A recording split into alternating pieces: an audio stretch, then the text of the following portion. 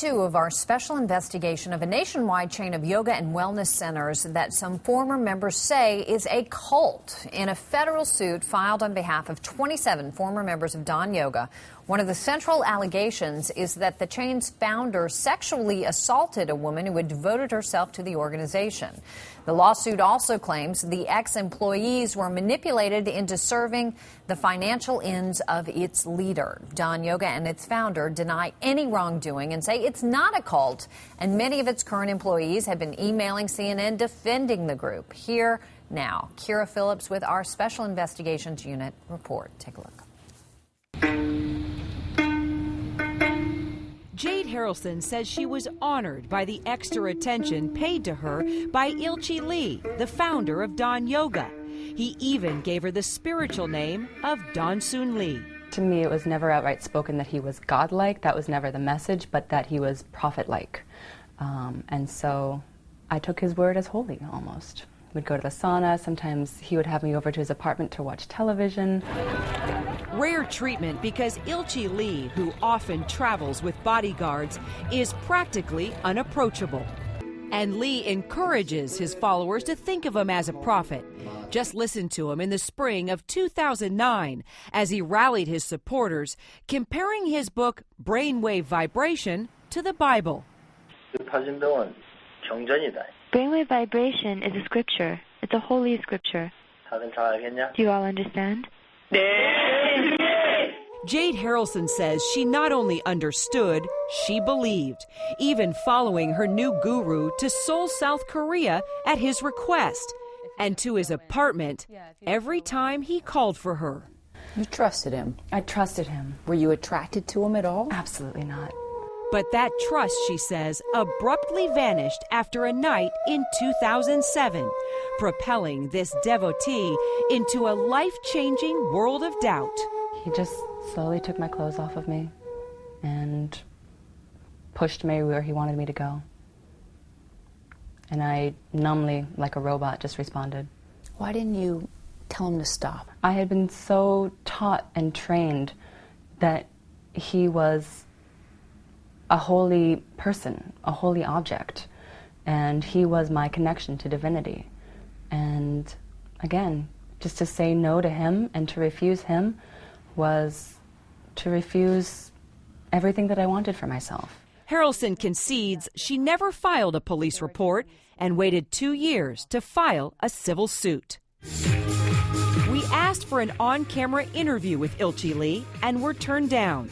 So we followed him here to the grand opening of Mago Earth Park near Sedona, Arizona, and this 39-foot statue representing what his followers call the soul of Mother Earth. Mr. Lee, I'm Kira Phillips for CNN, and we just want your response to the allegations of sexual assault against one of your former Dawn masters. We just want your side of the story, sir. A former translator for that. So our CNN photographer, who speaks Korean, translated.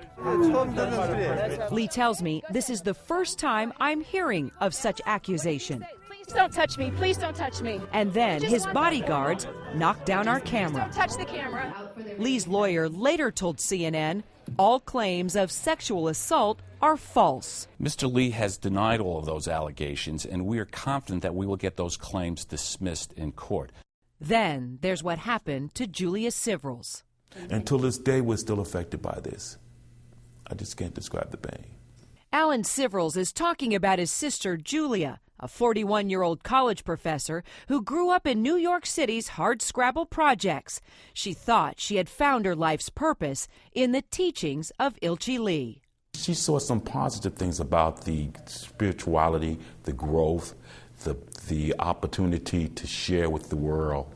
So Julia dedicated herself to Dawn Yoga, eventually making her way here to its exclusive retreat, tucked away among the beautiful red rocks of Sedona, Arizona.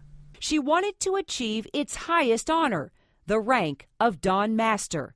And to do that, she would have to prove her worthiness in more than words. The day before she died, she did communicate to my ex-wife about the exercise that she was embarking on. She was very uneasy about it. A gut feeling that would ultimately turn tragic. It was just after 9 a.m. on a blistering hot July day that Julia came out to this mountain with other Dawn Yoga members to take on a hike. It was all to show their strength and mental fortitude. However, Julia wasn't doing so well. Matter of fact, I talked to the off-duty sheriff's deputy that saw her that day. He said she was struggling and that she looked, quote, mentally handicapped. And at times, other hikers had to drag her along this mountain by her armpits. Well, Julia Sivrils never finished that Dawn Yoga hike on this mountain that day. She died here. Alan says Julia was made to carry 25 pounds of rocks in her backpack. Each rock, a symbol of a goal she was trying to attain within the organization. Tell me why you brought some rocks home. It's just a rock to anybody else. But to us, it represents the pain, the hurt, the journey that we all embarked on. Dawn Yoga settled out of court with the family and says carrying rocks on the hikes was purely voluntary. And sheriff's investigators say they found no evidence of criminal wrongdoing. It was an unfortunate hiking accident. But for the Sivrils, too many details surrounding Julia's death on this mountain remain a mystery. Now, as for Julia's cause of death, the medical examiner says she died of both dehydration and exposure to the elements. As for Dawn Yoga, its website boasts an impressive list of scientists and politicians who applaud the work of Ilchi Lee. And since our first segment was broadcast last night, we have been flooded with comments from viewers both pro and con. And Kira, I do have a couple of questions. I mean, why does the family still consider Julia's death a mystery? It's a great question. You may remember the off-duty sheriff's deputy that I mentioned that I talked with. According to the police report, she died at about 9 a.m. in the morning, but the 911 call wasn't made until a little after 4 p.m. That's about 7 hours. However, Dawn Yoga insists there was no delay in calling for help. Also, in your piece, the head of Dawn Yoga talks about his book, Brainwave Vibration. What is that about? Isn't that interesting? We've been receiving that question from a lot of people, and we wondered the same thing as well. So we actually went to our CNN's Dr. Sanjay Gupta. As you know, he's a neurosurgeon. I asked him, have you ever heard of it? Do you know anything about it? This is what he told me. Have you ever heard of brain education or brainwave vibration? Never heard of it.